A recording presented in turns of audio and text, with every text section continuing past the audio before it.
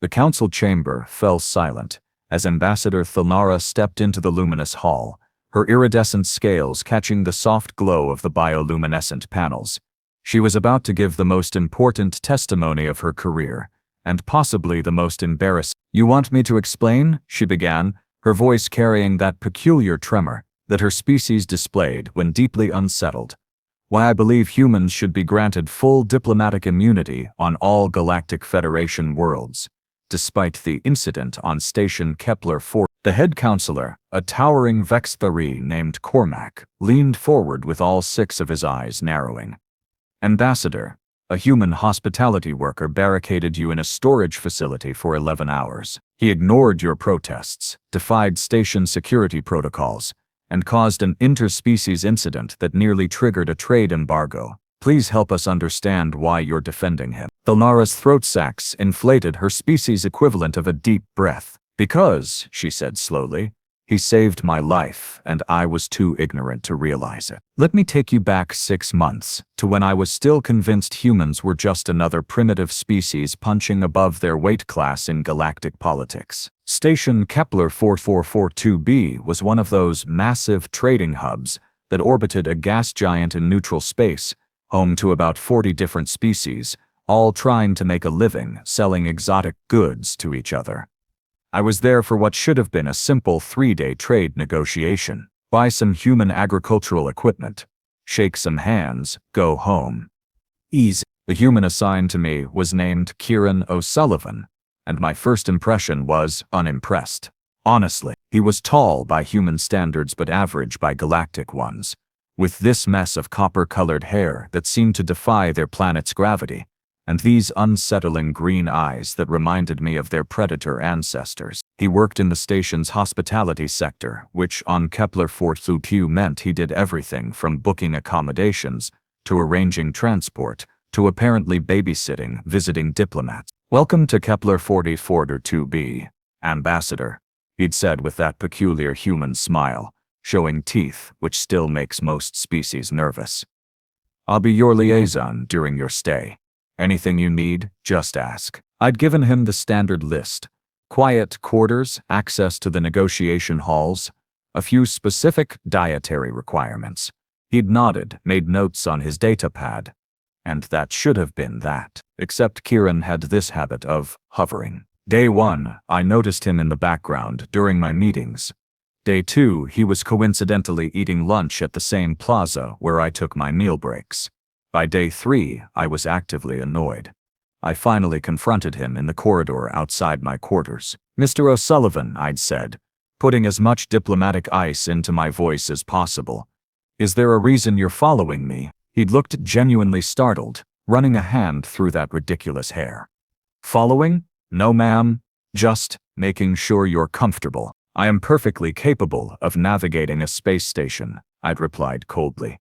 "Your services are no longer required." I remember the way his jaw tightened, something humans do when they're frustrated. "Ambassador, I really think that will be all, Mr. O'Sullivan." He'd left, but I could see he wasn't happy about it. Good.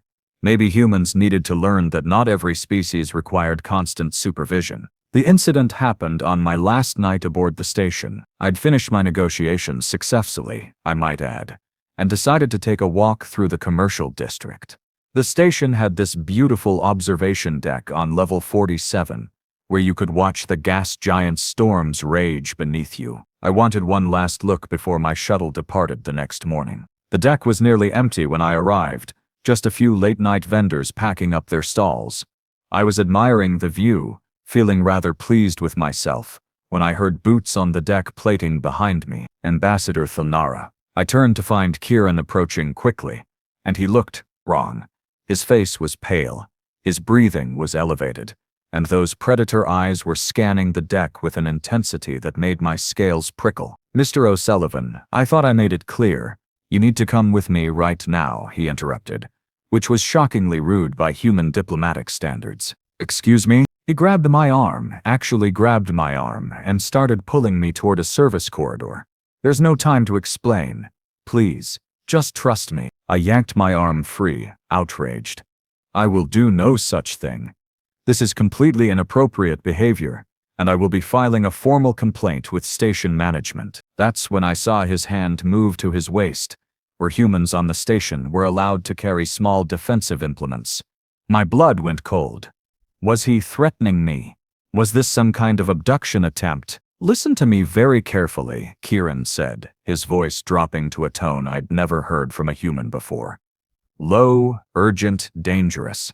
In approximately 90 seconds, something very bad is going to happen on this deck. I cannot explain how I know, but if you want to live, you will follow me into that storage facility right now. I looked into his eyes and saw something that terrified me more than his words. Absolute certainty. Maybe it was instinct.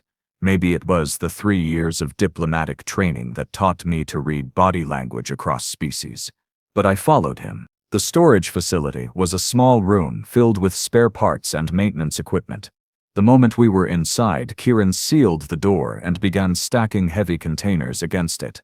I was about to demand an explanation when the entire station shuddered. The lights flickered, then went red. Emergency klaxons started wailing. "What?" I started, but Kieran held up a hand. "Shh," he whispered, which made me even more furious. Through the door, I could hear sounds. Terrible sounds. Screaming, the high-pitched whine of energy weapons. The crash of something large moving through the commercial district. And then footsteps. Many footsteps running past our hiding spot. I looked at Kieran with what must have been obvious terror. He had his back against the door, one hand on that defensive weapon, and he was listening with an intensity that made me realize something important. Humans are persistent predators. They evolved to track prey for days, to notice patterns, to sense danger. Whatever was happening outside, he was tracking it by sound alone. "Kieran," I whispered. "What's out there?" "Krythian raiders," he breathed back. 6 of them, maybe 7. They're hitting the station's wealthy sectors, taking hostages. Krythians. I knew about them. Pirates from the Outer Rim, known for their brutality and their particular fondness for taking high-value targets. Like, for instance, diplomatic ambassadors. "How did you know?" I asked, my voice shaking. He glanced at me, and in the red emergency lighting I could see the sharp focus in his eyes. Noticed some things. Wrong cargo manifests in the wrong sections. Maintenance crews that didn't match the station roster. Small stuff, but it added up. "Why didn't you alert station security?" His laugh was bitter. "I tried. They said I was being paranoid. Humans, always seeing threats everywhere." He said it with a mockery that suggested he'd heard that particular criticism before. Outside, the sounds continued. I could hear the raiders moving methodically through the level, calling to each other in their clicking language. At one point, something heavy slammed against our door, and I nearly screamed. Kieran's hand clamped over my mouth, gentle, but firm. "They're just checking doors," he whispered into my ear. "Stay quiet." The door held. The raiders moved on. For the next 11 hours, we waited in that storage room while chaos reigned outside. Kieran wouldn't let me activate my communicator. Said the raiders had scanning equipment that could detect active signals. He wouldn't let me peek outside, said any light from the door opening could draw attention. He wouldn't even let me stand up when my legs cramped, pushed me back down when I tried, shaking his head firmly. I was furious. I was terrified. I was convinced he'd lost his mind. At hour 6, I heard my name over the station's emergency broadcast system. The raiders were specifically looking for me. They knew a Thel'nara ambassador was aboard. They wanted me for ransom. My government would pay handsomely for my safe return, after all. Kieran's jaw tightened, but he didn't move from the door. At hour 9, station security finally mobilized a proper response. I could hear the firefight moving through the levels, the sharp crack of human kinetic weapons mixing with the whine of energy-based arms. The Krythians were fighting back hard. At hour 11, silence fell. Kieran waited another 30 minutes, just to be sure, before he finally moved the containers and cracked the door open. The observation deck beyond was a disaster. Scorch marks on the walls, broken glass everywhere, and the acrid smell of discharged weapons hanging in the air. Station security found us. Minutes later. I was exhausted, dehydrated, and angrier than I'd ever bear in my life. I immediately demanded that Kieran O'Sullivan be reprimanded for his behavior, for grabbing me, for ignoring my protests, for essentially holding me against my will for half a day.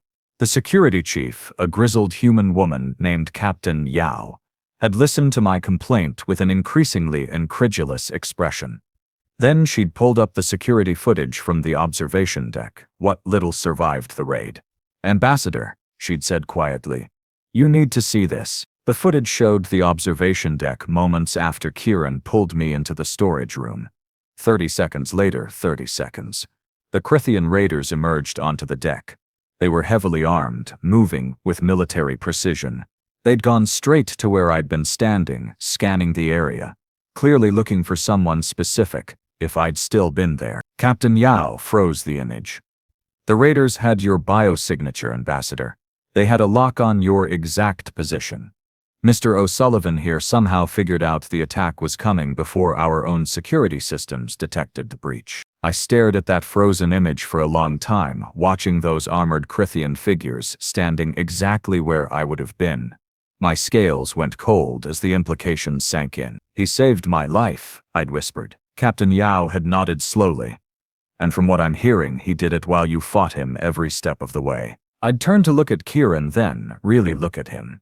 He was slumped against the wall, looking exhausted and somehow smaller than before. There were dark circles under his eyes. Humans get those when they're sleep-deprived, I'd learned. He hadn't slept at all during those 11 hours. He'd stayed awake, listening, guarding that door, guarding me. "Why?" I'd asked him. "Why didn't you just explain? Why didn't you tell me what you suspected?" He'd looked at me with those unsettling green eyes, and something in his expression made my throat sacs tighten. "Would you have believed me? A paranoid human with a hunch versus your own assessment of the situation?" He'd shaken his head. "You'd already dismissed me, Ambassador. You'd already decided I was an annoyance. If I'd wasted time arguing, you'd be on a Krythian ship right now." The truth of that hit harder than I wanted to admit. Back in the council chamber, Cormac was watching me with what I'd learned to recognize as vextari skepticism. "So this human violated your consent, ignored your explicit orders, and physically restrained you, and you consider this acceptable behavior?" "No," I said firmly. "But I'm starting to understand that humans operate on a different calculus than most species." I pulled up my datapad, projecting a series of files into the chamber's central display. After the incident, I did something I should have done much earlier. I researched human behavior patterns. Do you know what I found? The files showed incident after incident, all across Federation space. Humans pulling other species out of dangerous situations. Humans insisting on safety protocols that seemed excessive. Humans raising alarms that other species dismissed as paranoid. "They come from a death world," I continued. Earth scores a 9.4 on the hazard index. They evolved alongside predators that could smell them from kilometers away, natural disasters that could level entire regions, diseases that could wipe out populations. They learned to see danger everywhere because, on their world, danger was everywhere. I brought up another file, this one showing human threat assessment capabilities. A human security consultant named Petra Volkov published a study last year. She found that humans can unconsciously detect threats up to 47% faster than the galactic average. They notice small inconsistencies, pattern disruptions, behavioral anomalies that other species completely miss. Cormac's eyes narrowed further. "All 6 of them. You're suggesting humans have some kind of precognitive ability?" "No," I said. "I'm suggesting they have millions of years of evolutionary trauma that makes them exceptionally good at not dying." Kieran O'Sullivan didn't have precognition. He had pattern recognition honed by a species that spent its entire developmental period one step ahead of extinction. I switched to the next file, and this one made several council members shift uncomfortably. It showed human intervention statistics across Federation space over the past decade. Humans have prevented 43 major security incidents in the last 10 years, I said. 43 times they raised alarms that other species dismissed.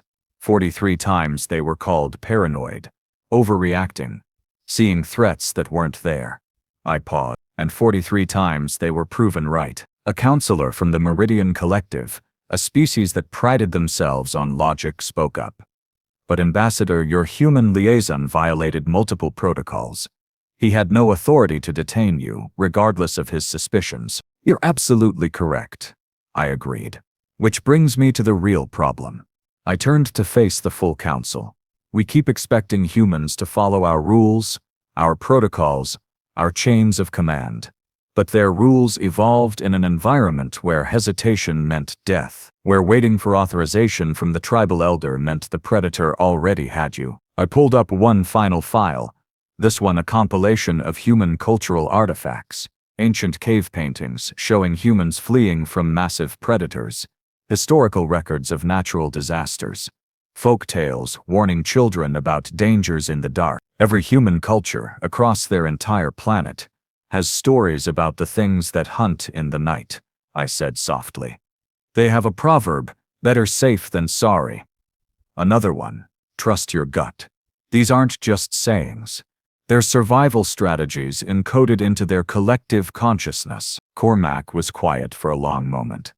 You're asking us to excuse behavior that violated your autonomy because of evolutionary psychology. No, I said sharply. I'm asking you to understand that when we integrate humans into our systems, we need to account for the fact that their threat assessment operates on a fundamentally different level than ours. Kieran O'Sullivan wasn't being insubordinate. He was being human. I thought back to those 11 hours in the storage facility. How many times had I demanded he let me out? How many times had I insisted I knew better? And how many times had he quietly, firmly, refused to let me walk into danger? After the incident, I continued, I had a conversation with Kieran. I asked him what was going through his mind when he grabbed me. Do you know what he said? The council waited. He said he'd noticed the wrong kind of footsteps in Section 47 3 days earlier. Heavy boots, military cadence, but wearing civilian clothes. He'd noticed cargo containers being moved to unusual locations. He'd noticed maintenance schedules that didn't align with station norms. Individually, these were nothing, just small oddities. But his brain, his human brain, compiled them into a pattern. I remembered the look on his face when he'd explained it to me. The frustration of knowing something was wrong but not being able to articulate why. He tried to report it, I said. Station security told him he was being paranoid. His supervisor told him to stop bothering the authorities. So he did the only thing he could think of. He stayed close to the most valuable target on the station. And when he was certain the threat was imminent, another counselor asked, why not simply inform you of his concerns? I laughed, a bitter sound that made my throat sacs vibrate uncomfortably. Because I'd already made it abundantly clear that I thought he was an incompetent pest.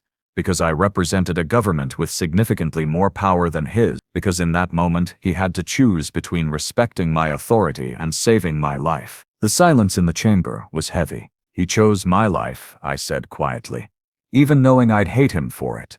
Even knowing I'd file complaints, damage his career, make his life difficult. He grabbed me, dragged me to safety, and barricaded us in a storage room, because in his ancestral memory, in that deep human place where evolution still whispers warnings, he knew that hesitation meant death. I looked at each council member in turn. We came very close to creating a diplomatic incident that would have punished a human for the very traits that make his species so valuable. We almost reprimanded him for having the audacity to keep me alive against my will. Cormac leaned back, his massive form settling into his seat. What are you proposing, Ambassador? I'm proposing we establish new protocols for human security personnel, I said. Protocols that acknowledge their unique threat assessment capabilities, while still maintaining appropriate oversight. I'm proposing we take their warnings seriously, even when we don't see the threat ourselves. And I'm proposing we grant Kieran O'Sullivan not just immunity from prosecution, but a formal commendation for his actions. You want us to reward him for violating your consent? I want us to reward him for being willing to face my anger in order to save my life, I corrected. That's not a violation, that's courage. I thought about the moment, weeks after the incident, when I'd finally worked up the nerve to thank Kieran properly. I'd found him in a station cafe, looking tired and wary. When he'd seen me approaching, I'd watched him physically brace himself, as if expecting another confrontation. "I owe you my life," I'd said simply. He'd looked away, uncomfortable with the gratitude. "Just doing my job, Ambassador." "No," I'd insisted. "Your job was hospitality coordination. Saving ungrateful diplomats from their own stubbornness was well outside your job description." That had earned me a small smile. The first genuine one I'd seen from him. "Yeah, well, couldn't just let them take you." Bad for business. We'd talked for hours that day. He'd explained how humans learn to trust those instincts, how their military trains soldiers to act on partial information, how their entire culture values quick decision-making in crisis situations. He'd also admitted that those same traits make humans terrible at bureaucracy, at waiting for proper authorization, at accepting that sometimes the threat isn't real. "We're working on it," he'd said, with a shrug. "Trying to figure out how to keep the useful paranoia while ditching the problematic parts. It's a work in progress." I'd laughed at that, a real laugh. "Aren't we all?" In the council chamber, Cormac was reviewing the files I'd provided, his expression thoughtful. Finally, he spoke. "The human will receive his commendation, and we will consider your proposals for new protocols." It wasn't a complete victory, but it was something. As I left the chamber, I felt my communicator buzz. A message from Kieran. We'd stayed in touch over the past months. Oddly enough, turned out that surviving a traumatic incident together created a strange kind of friendship, even across species lines. His message was brief. "Heard you testified today. Hope it went okay. Try not to get kidnapped by any more pirates." I smiled, my scales shifting to a pleased iridescent blue. Typed back, "I'll do my best. Though if I do, I hope there's another paranoid human nearby to drag me into a storage room." His response came quickly. "We're everywhere. It's kind of our thing. And you know what? I was beginning to think that was exactly what the galaxy needed. A species so traumatized by their own planet's attempts to kill them that they developed an almost supernatural ability to sense danger. A species so stubborn that they'd grab you and drag you to safety even when you were screaming at them to let go." The Galactic Federation had spent decades trying to civilize humans, trying to sand down those rough edges, trying to make them more like us. But maybe, just maybe, we'd been doing it backwards. Maybe instead of making humans less human, we needed to start listening when their instincts started screaming. Because in a galaxy full of rational species making carefully calculated decisions, sometimes you needed someone crazy enough to trust their gut. Someone willing to be called paranoid, insubordinate, or worse, if it meant keeping people alive. Someone like Kieran O'Sullivan, who'd spent 11 hours guarding a door while I cursed his name, never once doubting that he'd made the right choice. The humans have a saying for that too. I'd rather be judged by 12 than carried by 6, meaning they'd rather face a council's judgment than attend a funeral. It's morbid, aggressive, and absolutely baffling to most species. But after spending 11 hours in a storage facility on Station Kepler-442b, after watching security footage of Krythian raiders standing exactly where I would have been, after seeing the pattern Kieran had pieced together from nothing but wrong footsteps and misplaced cargo, I was beginning to understand it, and more importantly, I was beginning to be grateful for it. Because in the end, the human had protected me all night, and I'd never known why until it was almost too late. Now I knew, now I understood.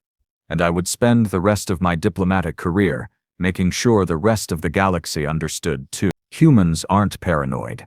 They're just the only species that survived a planet actively trying to kill them for millions of years.